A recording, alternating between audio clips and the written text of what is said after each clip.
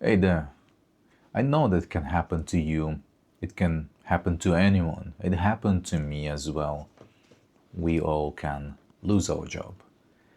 And it's the moment where you should not give up. It sounds like every other advice. Just be strong, don't give up, move on, it's for good. I know. Let's face the reality. For the first few weeks, you'll be down. Maybe for the first few days.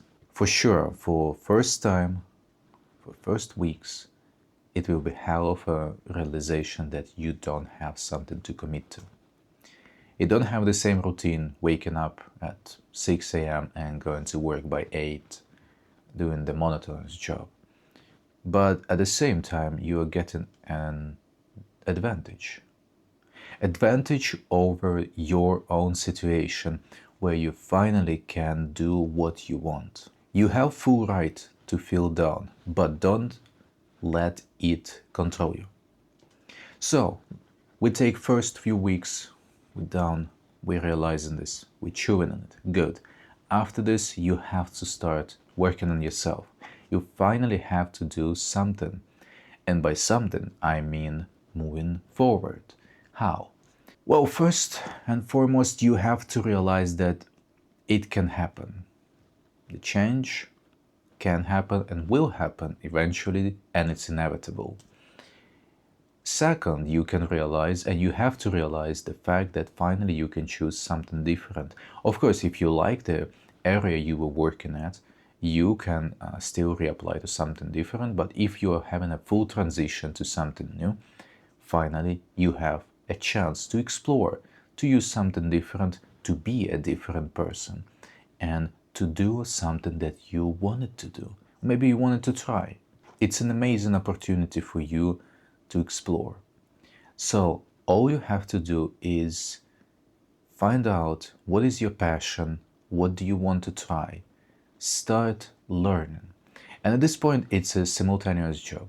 You have to apply for the position you're looking for and learn the same position. It sounds tricky, like, hey, how can I apply to something I don't know how to do?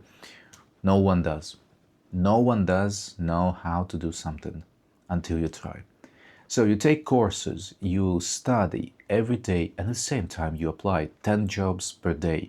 You may not get an interview because we know that the rate of rejection is way higher than acceptance for the interview even. So out of 80 positions, you might get only 8 calls back.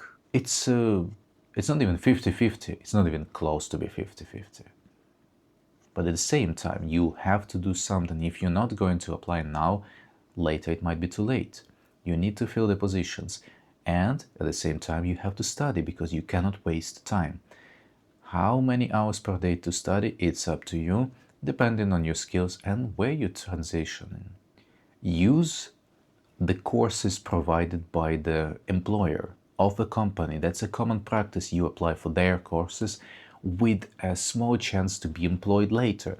Great opportunity. It's a win-win for everyone. Why not to use it? Besides, you can put in your LinkedIn profile that you're working in this area as a self-entrepreneur. A little bit of cheating, but why not? You're studying, and in fact, you can provide the paper later showing that yes, you've been doing some job. It gives you some experience which is important on application. You have to be ready that you will be rejected, that you'll get tons of the emails which will say, we're sorry, but your position was filled in. I actually never use but. It's interesting if you analyze all the emails of rejection, they never use but. It's another psychological strategy not to negate what was previously said.